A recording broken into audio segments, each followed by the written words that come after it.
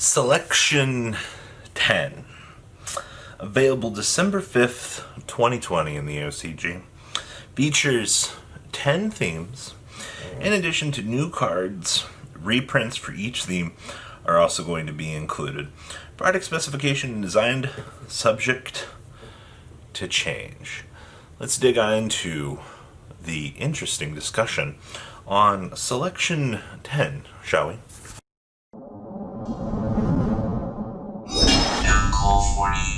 Now, Selection 10, when I read about this earlier today, I was very intrigued with this.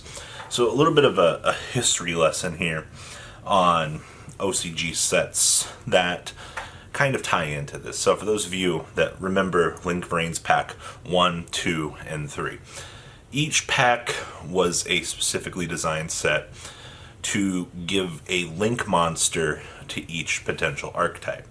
And basically it was their decision and choice to bring decks up to Link era standards. Because at the time that they were doing, Link Brains, a lot of these decks needed zones for, multiple synchros, multiple of these other things. So basically, until they modified the rules as of late, it was a really weird thing. Now, all of these decks got Link monsters. Some of the most notable ones, Holly Fibrax. That's the only one I can think of off the top of my head. Rorodon, Selene, Sky Striker, Zeke being another one of those. But, like I said, it was a set that was designed to give support to decks in the form of one Link monster. Now, here's the interesting thing about this. It's going to be 10 themes, alright? In addition to new cards, you're also going to see reprints. It's one thing that they did in the Link Brains pack that we didn't do here was, unfortunately, we didn't get those key reprints. The Link Brains packs in the OCG were designed to be sets that they would release the new Link monsters in, and key reprints, and they call it a day. Meanwhile, here in the TCG, you saw these cards getting released across multiple sets, imports. You had the legendary decks that brought in things like Rusty and some of the other big Link monsters, like the Valkyrie one really wasn't big, but you get what I'm saying. So we also had the Six Samurai one and the Scrap Wyvern were released as special edition promos here. So if you're expecting Selection 10 to be released as a set here in the TCG, not gonna happen. Alright, so I want to do some speculation on this because I think that this is kind of interesting. So it's going to be 10 themes. They didn't give us any other details on this, but I want to kind of take a look at not so much like the TCG voting process, because there are things that should have been on there, Tellarknights, that a lot of players have been asking for, Tellarknights, for a little while, and if the things didn't make the voting process from over here, then that means that they could have been potentially picked up for Selection 10. So here's what I'm going to be looking at the most out of Selection 10 here. So this set might be the predecessor. Yeah, the descendant, excuse me. We'll go with that. This is probably going to be the next product in line for Link Brains. So basically how I think they're going to design this product is we're going to be like, all right, we have 10 themes that, one, could use some good reprints, alright? At this stage in time in the OCG, Tellarknights are pretty much out of circulation, alright? You can probably still go to locals, pick up most of the stuff that you need, but you can't necessarily go up to a shop and go, I'd like to buy the pack that has all the Tellarknight cards in it, please. It's not going to happen, alright? I'm pretty sure at this point most things are out of that. So not only are they going to be looking at, themes that need generically good upgrades, you're also going to have to look at currently what's in circulation for things like this. So I'm going to use Tellarknights as our base example for this set, because I could actually see this. Tellarknights, decently old set, needs massive power-ups.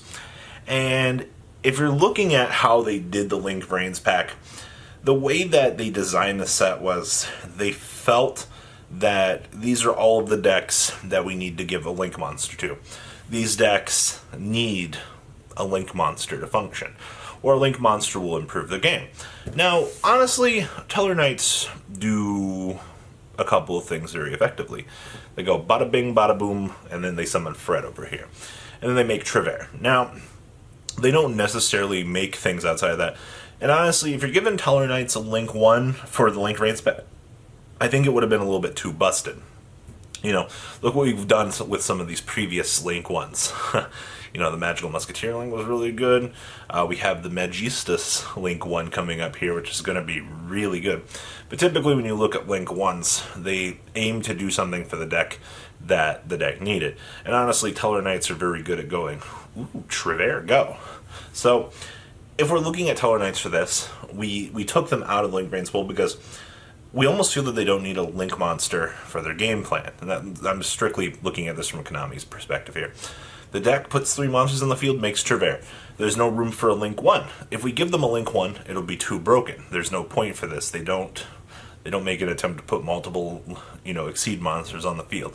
I almost feel like that's Konami logic. Now, I know that's not true. Alright, like, we've seen this deck do multiple other things at the time that they would have been designing the Link Reigns packs. So, one big thing with that is, at least from a design standpoint, that we can step back and go, alright, turn 1 we do this, they out it, okay, we move on along with our day. You know what I mean? You stick it in EDM, you're good to go.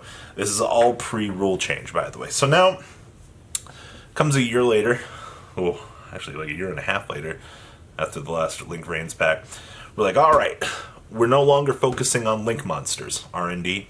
We've decided that the era of Link monsters is over. Everything's Rush Duel now in the OCG. And then they're like, well, we didn't make a new theme, so now we can expand on all of the other themes that we got here. So that's when Selection 10 was born. So, Teller Knights, another interesting thing about them was I don't think one Link monster is going to be really enough to support their archetype. Yes, a Link 1 would have been fantastic. It would have been great.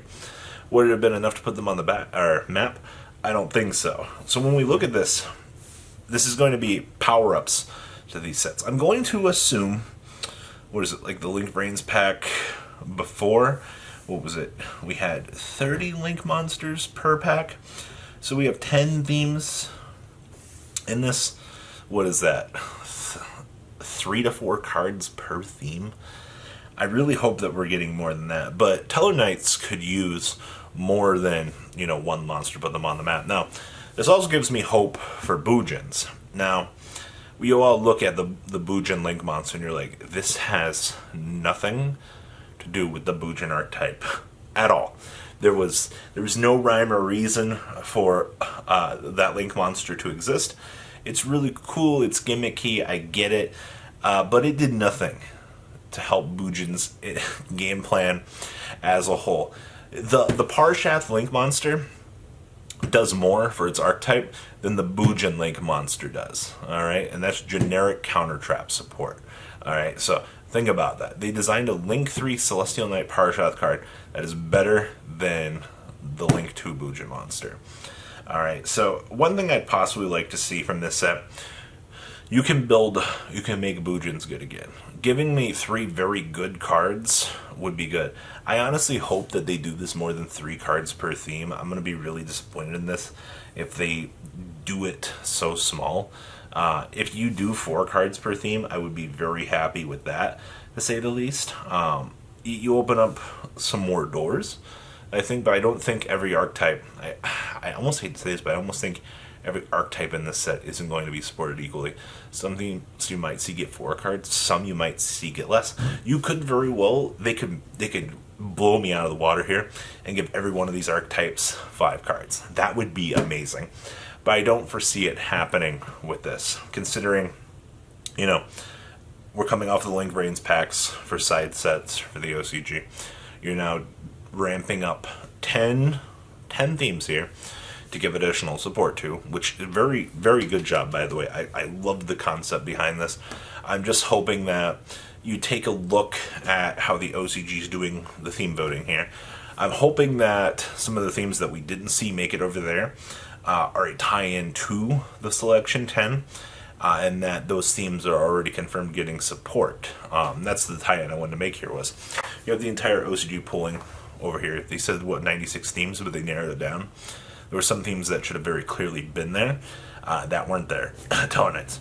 But the thing is here, if those themes had already been approved for support, that makes sense as to why we're not getting, more information out of them over here for this. So, missing themes in the TCG voting might be results because Selection 10 is already giving new support for them. Think about that. So, that's going to be some really interesting stuff for speculation. So, we'll come back to that thought, because I'm curious to see if Selection 10 did impact certain aspects of the TCG voting. So please, leave a comment down below. Tell me what you guys think about all of this. And guys, I'm out. Peace.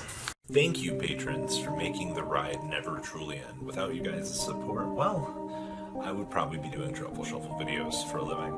Guys, please check out VanCall40 for all of your Cardfight Vanguard content brought to you by MCall40. And if you are looking to pick up singles, check out mcallgames.com for your trading card game needs. Thanks for watching, everybody.